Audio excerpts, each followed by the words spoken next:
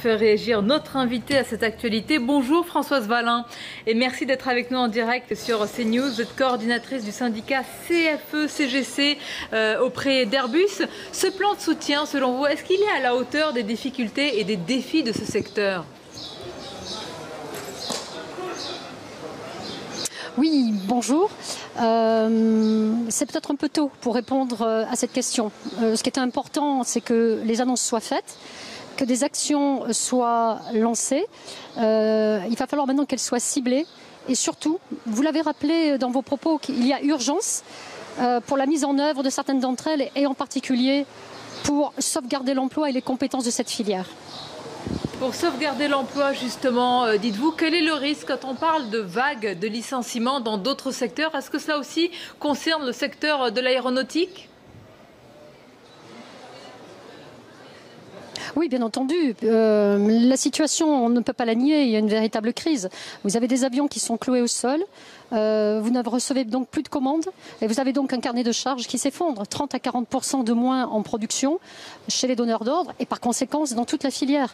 Donc la crainte, elle est claire, c'est que les plus petits, ce que l'on appelle les PME, les ETI, qui sont une véritable richesse pour la filière aéronautique, soient en souffrance et que certaines d'entre elles, d'ici l'été, disparaissent, fassent faillite. Donc vous voyez bien qu'en effet, on parle potentiellement de plans sociaux massifs et de risques pour certaines de ces entreprises. Et pour nous, CFE-CGC, il est primordial qu'on puisse venir sauver ces emplois et ces compétences parce que il y aura un redémarrage et nous aurons besoin de ces emplois et de ces compétences. Nous passons beaucoup de temps à former.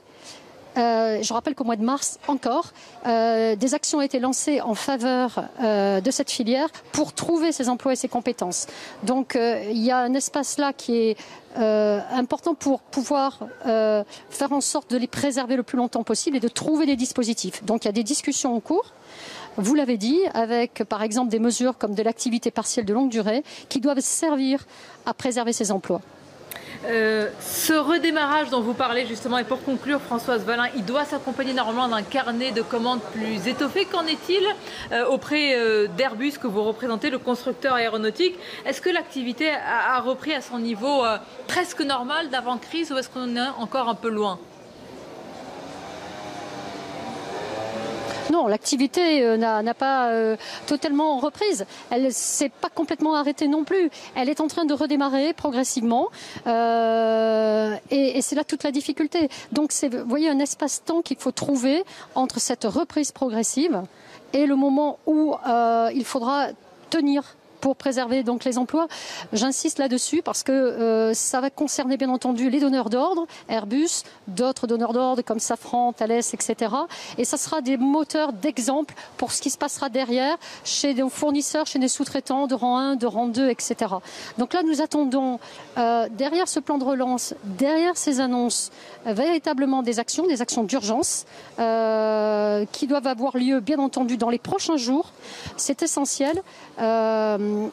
C'est vraiment une survie, parce qu'on a parlé de survie depuis le début, oui. Et là-dessus, oui, tout à fait, c'est une urgence. Merci Françoise Valin, on sera attentif évidemment à ce secteur avec ces milliers d'emplois directs et indirects à la clé. Merci à vous d'avoir réagi dans cette édition. L'autre page.